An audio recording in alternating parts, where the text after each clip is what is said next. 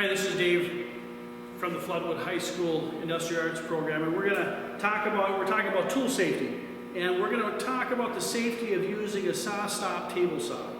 And the saw-stop table saw is one of the safest saws that you can use. It is a saw that if you were to touch your finger got close to the blade, the saw will literally stop and it'll drop, saving your finger. But not all saws that you have, especially ones that you have at home, you probably aren't going to have one this style. So you got to be aware, you have to treat this saw like that blade is always going to be there. You can't just think, well, you know, if I get my hand too close, it'll be okay because that blade's going to stop spinning and it's going to drop and it won't even damage my finger whatsoever. So you got to make sure that you are always treating the saw like the blade is going to be turning. So to start out, when you come in to use the table saw, there's a couple of safety things you got to think about. First of all, you got to make sure you're dressed properly. Make sure you don't have any strings hanging from any hoodies that you're wearing, any loose clothing, any loose sleeves, any loose anything, any cords that are dangling from headphones, anything that can get caught into the tool. Any long hair, if you have long hair, make sure it's put in a ponytail. If you have a long beard, make sure it's bunched up and put in a ponytail. Anything that can get caught in the tool, make sure that it is tied up. Then you also have to have, as always, you have to have safety glasses. You have to protect your eyes. Make sure that you're wearing safety glasses so that any debris that is coming out, any sawdust, any fine particles that are coming out, your eyes are protected. Make sure you're wearing ear protection.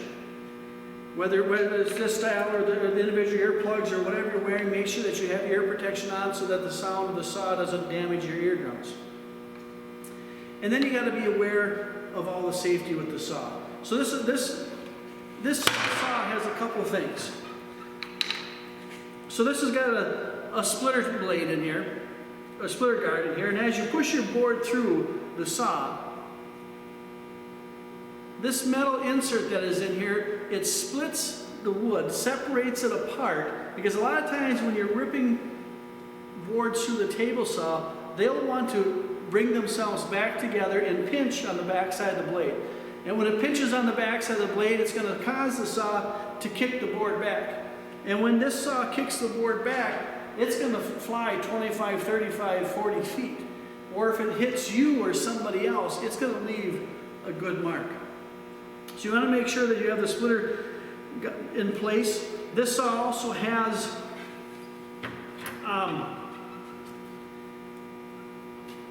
kickback protection. So these teeth right here, I don't know if you can see them or not, they will grab the board as it's going, so it'll help from kicking it back. So not only does the splitter help, but also it's got kickback teeth. And then it has a plastic guard that covers up the blade. So anytime you're using the saw, if your hand touches this plastic guard, your hands are too close. So make sure that your hands are never touching this plastic guard, because you can even push this one way or the other. It flexes, it'll move. You can push it and you'll end up hitting your fingers. So make sure you're never doing that. A rule of thumb is, I don't know if you'll be able to see this, but a rule of thumb is if you have the width of your hand from here to here, from your thumb to your pinky, anything that's closer than that, you should not put your hand directly in between the fence and the saw blade. You should be using a push stick. So there's numerous different types of push sticks. This is the one that we use here at the school, and it works great pushing the boards through.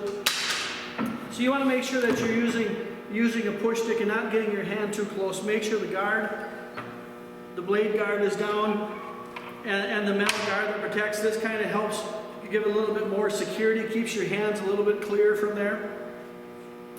So it's safety things that you got to be aware of. With the saw, when you go to use it, take a look at the blade before you start. First, you want to shut the power off, and whether you have to unplug it or this one has a breaker on the wall that you shut the breaker off, make sure the power is shut off before you even begin to touch the blade. Check the blade out. Once you look at it, check it out. I have the blade here. you can take a look at the blade and see, as you're spinning it, because the power's off, you can spin the blade, are any of the teeth missing? If any of the carbide tips are missing, we're going to want to replace that blade. If you notice a lot of buildup on the blade, we're going to want to replace that blade because it's going to be harder to cut. It's going to leave more burn marks. So we want to make sure that it's a good blade. Make sure it's not a blade that's been burnt. So check the blade out first, and once you've checked it out, make sure it's good. Then you know it's good to use. I'm not going to go through changing the blade. We're not going to do that. But you can remove this plate. There's a nut on this saw. There's a couple wrenches on the side of the saw to be able to loosen the nut and remove the armor and change out the blade. When you're cutting wood, you want to make sure, however thick your wood is, you want to make sure that your blade is raised high enough so that it's cutting through the top of the board.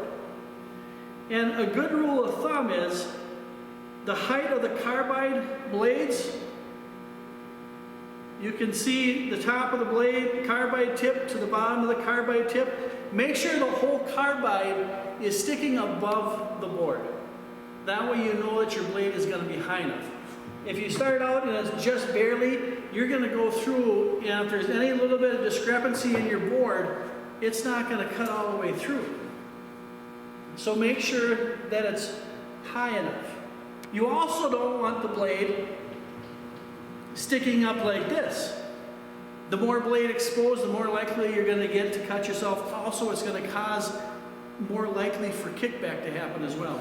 So proper height of your saw blade is important. Top of the board to the bottom of the carbides on your blade. There are numerous different types of blade that you can use. There's 80 tooth, 60 tooth. There's cross-cutting, all-purpose. You're going to have to decide what type of blade you're going to use based on what you are cutting. If you're cutting plywoods, you're going to use a different blade than if you're ripping solid wood. So make sure you know what you're going to use. When you're on a table saw, like this table saw, it doesn't have any fence around it whatsoever, anything to catch the material. There's no help besides this bed of the saw to help the material. So you need to make sure that you have a partner to help you, even on a short piece like this, because you don't want to have to reach all the way across the saw to grab the board. Make sure that you have a partner, somebody to grab the board as you push it through. Now remember, the partner that's grabbing the board, they're literally only receiving it. They're not pulling it, they're not guiding it, they're only receiving it, holding it up, making sure it doesn't fall down. You are the one that is pushing it through the saw, all the way through. And you have to push it all the way through the saw until it gets literally to the other side of the splitter knife. Make sure that you are doing it, and the person that's on the other side of the saw is going to receive it from you. And you have to push both pieces through. When you're ripping a board, there's a couple things. I like to take my left hand, I place my thumb up against the bed of the fence, and I place my other hand up tight against the board. Once my fence is locked into place, obviously. My thumb rests down in here. My hand, left hand, pushes up against the board, so it's tight against the fence. My right hand is the one that is steering the board. It's going to steer it right, left, up, down. The right hand is doing the pushing, the steering, the directing. The left hand is holding it up against the fence, and you're just feeding it through. Okay? Another thing that you can use is we have these feather boards. This is a make switch feather board, and it's got basically, it's like little feathers on here. So you can set this up against there, and it's magnetic. You turn these, it turns it on, and that'll hold your board up against the fence. And it works well if you have a board that's already the same width. But if you have a board that's 4 inches on one end and 3 inches on the other end, obviously the feather board isn't going to work. But if you've got numerous rips that you're making and they're all the same, coming on the same width board, using a feather board works really well, and it keeps your hands, because you can put this, you still don't put this any closer than the black guard that's on the deck of the fence. Tie it in, and it'll hold it up against the fence and help you from keeping this from swaying back and forth. Okay, so we're going to run a board through it and just show you how the saw runs. So on the saw stop, there's two switches. There's this yellow and red switch, that's the main power switch that turns the the power on to the saw. And then it has a large red on-off switch here. And that's nice. You pull it on, comes on, and you can literally stop it with your leg as you're cutting through. Just by leaning against it, it'll automatically push that in, shut it off. So it's a great safety device. Anytime that you get out of something's happening, and you can just shut it off with your thigh, knee, whatever hits that height. So a couple things. Make sure before you use the saw, you turn on the dust collector. Make sure that I don't know if you can see it in the video, make sure that the vent is opening. I'm not going to turn the dust collector on because it's just going to be too loud during the video. But we want to make sure we have the dust collector on so it's sucking all the sawdust in. So we'll cut one through. Mary's going to be on the other side and she's going to receive the board, and all she's going to do is receive it. She's not going to pull it, she's just going to receive it. Make sure that your fence is locked in place. This fence, it's a 52-inch fence. It can slide left and right. It's got a tape measure on it. And as long as you have it calibrated right, you can go by this gauge as long as you already have it calibrated right. So we'll turn the saw on. The main power is already on. It's got the green switch. If the main power isn't on, or if this is pulled out when you pull the power on, there's going to be a red flashing light. So you got to shut I'll show you. I pulled this out so that's on. Now they're flashing back and forth. So you got to shut everything back off, turn that power switch back on, it'll go to green. When you see the green light, it's good to power up. Another thing you want to make sure when you're using the table saw that you have a jointed edge, a clean straight edge that's against the fence. You don't want to have a crooked, a bowed edge up against the fence, or it might cause kickback, it might cause you to be harmed. So make sure that you're always putting a straight edge up against the fence. Make sure the saw is cleared of any debris. Make sure there's no lumber stacked around that'll vibrate and fall into your way. So we'll cut one board here.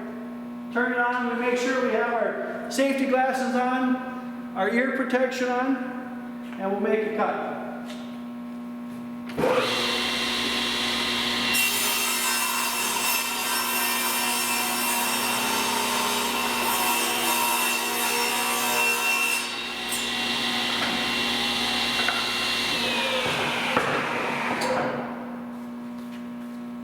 Now you notice as I cut that, I have my left hand on the outside here pushing this board. I want to make sure that my hand doesn't come anywhere near the black part of the deck. And with the wider board like that, I needed to continue to push the waist off so that didn't get caught in the board. So make sure when you're pushing through, you got the push stick on this side, and I was using my hand on the other side, paying attention that I'm not coming any closer than the black plate in the bed of the fence, or bed of the saw. Another thing, so many people when they cut, they're constantly watching the blade. The blade's not going anywhere. It's not going to the left, to the right. It's always going to be the same location. What you want to make sure you're watching the entire time is watch the fence. Before you start, make sure you know where the fence is. So your hands are never going to go where the blade is. Push the board all the way through. Use your push stick, push it all the way through until it is past the end of the saw. But that's the basics of table saw safety. Be aware that this will cut a finger off faster than most tools in here and you won't even realize it. Make sure you're using it safe.